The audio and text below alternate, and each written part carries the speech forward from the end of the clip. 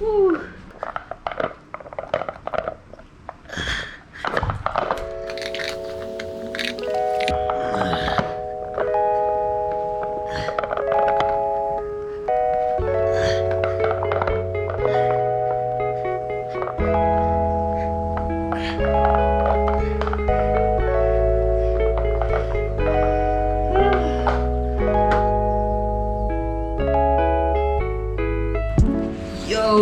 What's up people? Today's video is going to be about the core. I have a lot of requests on making this video and I agree, core exercises are the core of movements in general. So any kind of movements that requires jumping, landing, twisting, you're going to be engaging your core. So learning how to engage it properly is the key to getting better movements. So here are 10 exercises that I use to train my core. So if you've been watching my videos for a while, you will know that the ab roller is the exercise that I always say is important for core training. So yes, definitely number one exercise, ab rollouts. So just a couple of key things over here. There are two main areas you're working on.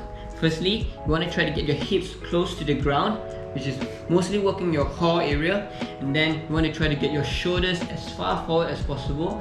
That trains your upper body, your shoulders and your chest and your legs. The key mistake most people make is that they are overarching with their back, and that's not really engaging the core. You want to have a nice tucked tailbone and you want to keep your core tight the whole way down. Try to maintain a nice neutral back. So like this, and then come back up.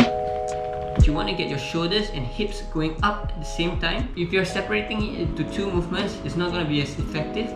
So try to have your shoulders and hips going down at the same time. People who are new to this exercise can start off with their knees first and slowly work on increasing their range. Go slow with this exercise. It's actually very strenuous to the lower back and the shoulders, so only do it as far as you can control it. I've also done another video going through a lot of different ab rollouts variations, so if you haven't watched it, please watch it. I'll link it in the description below. Hanging leg raises. The key for this exercise is to bring your knees up to your chest or your legs to the bar. This one works on the lower abs. This is especially useful for tucking, so make sure to practice this a lot.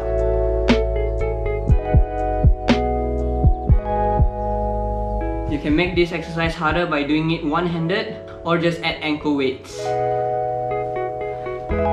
Okay, next we're going to be doing tuck-ups. This is quite similar to the hanging leg raise, but this time around you're also engaging the upper ab to lean forward as well.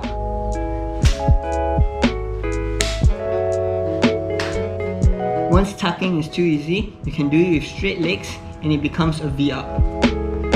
It's actually a lot harder to coordinate than it looks.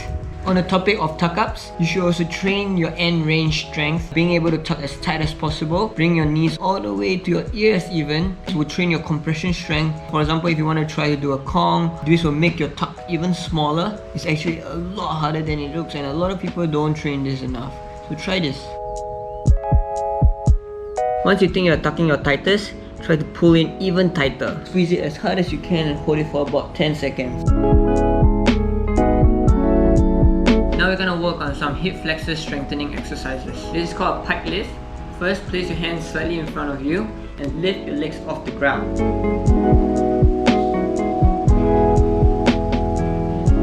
The further you place your hands in front of you, the harder this exercise will be, and your goal is to try to keep your back as straight as possible when you do this.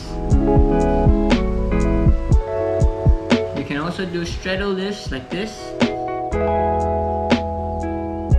And if you want a true challenge, you can do this exercise where you're leaning against a wall, hands in front of you, and try to do the frog style.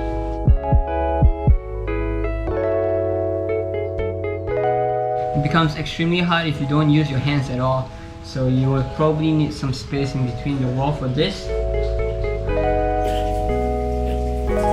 Okay, now we're gonna go into the obliques. Windshield wipers. You can do this on the ground. Start off with a tuck version of it, then slowly work your way up to a straight leg version of it.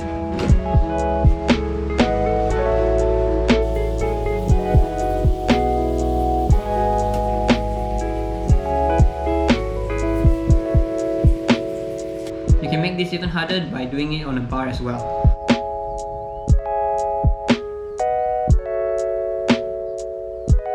So for the windshield wipers, we are working on the lower oblique. Now we're gonna work on the upper oblique. This is called the Russian twist. So you're balancing on your bum and trying to twist as far to the left and as far to the right as possible.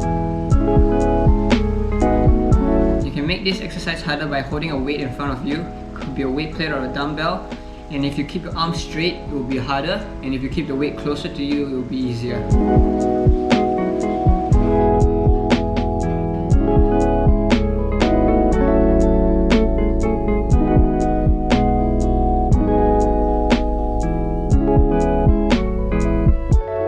So we worked on our twisting part of the obliques. Don't forget to do the bending part as well. Personally, my favorite bendy exercise would be the overhead side bends. You wouldn't need a weight for this one. You can use a weight plate or a dumbbell or anything and just lift it up overhead. You want to try to go as far as possible to the left and right, but make sure you're able to stand back up in a controlled manner. So my favorite bodyweight lower back training would be the Supermans. I like the Supermans because you can choose the range you want to go to. So if you find the exercise a bit too easy, you can always squeeze a little bit more inches at the top and it becomes a super tough exercise.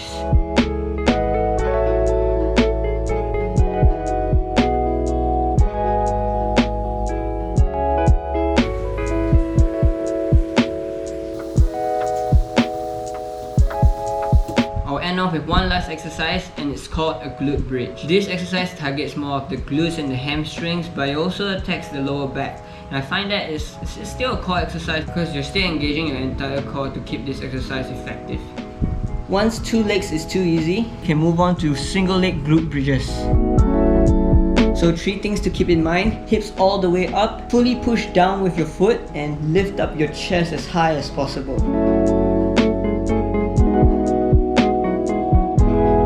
You can also choose to do this exercise with a little bit of elevation, and you can also do it with one leg. I choose a balance pad because it works a little bit on my stabilizer muscles as well, and thus makes the exercise even more challenging. So yes, these are some of the exercises I've been doing during my workouts. Personally, I think the best way to attack the core would be to do weight training. When you do deadlifts and squats, you also need a lot of core tension in order to lift the whole bar. I would also say if you're doing jumps and flips on a regular basis, you're actually working your core sufficiently already. And if your main goal is to just improve your jumps and flips, you're actually already doing them. So all these exercises are just additional assistance exercises for you. I hope I gave some workout inspiration for you to add to your routine, and if I did, please film it and send me those clips because I'd love to watch it. I hope you guys all enjoyed the video. Please let me know what you think on the comment section down below, and if you haven't, like and subscribe, and I'll see you in the next video.